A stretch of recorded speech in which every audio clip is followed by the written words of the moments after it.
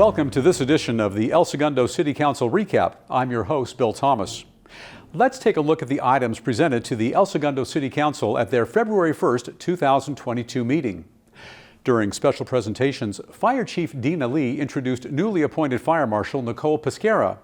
Pesquera joins the city after serving with the Brea Fire Department for the last 6 years as a fire prevention specialist too. As our new fire marshal, Pesquera will be in charge of overseeing all fire prevention safety standards in the city. City Council proclaimed the month of February 2022 as Black History Month.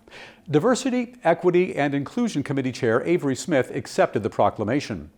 Throughout Black History Month, City Council urges the community to look back on the rich history of African Americans, both locally and across the nation, and join together in making this a period of rededication to the principles of justice and equality for all people.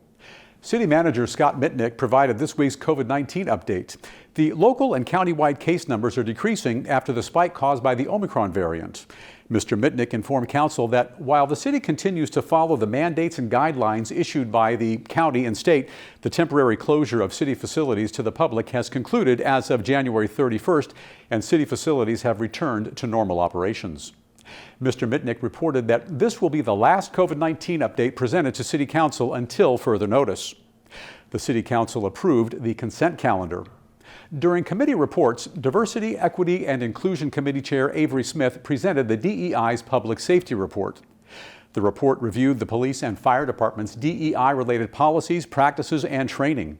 Mr. Smith reported that ESPD and ESFD are committed to collaborating with the DEI Committee. ESPD is invested in all DEI training, and all officers have completed DEI training in the last year. Upon review of the demographic makeup of the public safety departments, Mr. Smith reported that ESPD is more diverse than the community it serves, while ESFD is less diverse than the community it serves. The DEI committee provided a number of next steps and recommendations to enhance DEI efforts within the city's public safety departments. Following the presentation, Council received and filed the report and directed staff to work with the DEI committee to implement the recommended activities. During staff presentations, Public Works Director Elias Hassoun and Environmental Committee Chair Tracy Miller-Zarnicki presented a proposed ordinance amending the El Segundo Municipal Code to regulate and prohibit smoking in designated areas. After discussion, the amendment was not introduced. The public hearing regarding a resolution establishing cost recovery fees related to the Certified Unified Program Agency Single System and Refinery Emergency Notification System implementation was continued to the February 15th meeting. Development Services Director Michael Allen and Planning Consultant John Kaliski presented City Council with an amendment to Titles 14 and 15 of the El Segundo Municipal Code to comply with changes to state law due to the adoption of Senate Bill 9. SB 9 mandates ministerial approval of 2 units on lots zoned for a single-family residence and requires ministerial approval of subdivision of an existing single residential parcel into 2 parcels. The proposed amendments comply with SB 9 changes while creating objective design standards to best preserve El Segundo's low to medium density residential homes and neighborhoods.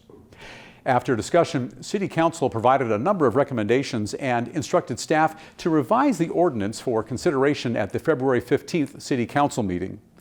Director Allen, along with Principal Planner Paul Samaras and Consultant Veronica Tam, presented Council with the 2021 through 2029 Housing Element Update. The state requires that cities update their housing element every 8 years in order to best address specific housing requirements and meet future housing needs.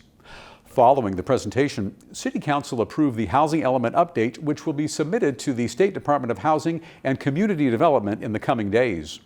You can learn more about and review the city's newly approved housing element by visiting elsegundo.org.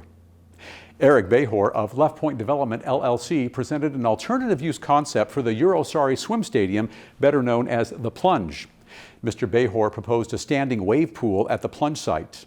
City Council did not direct staff to take further action on the proposal, but asked staff to look into alternative sites in El Segundo for the standing wave pool concept.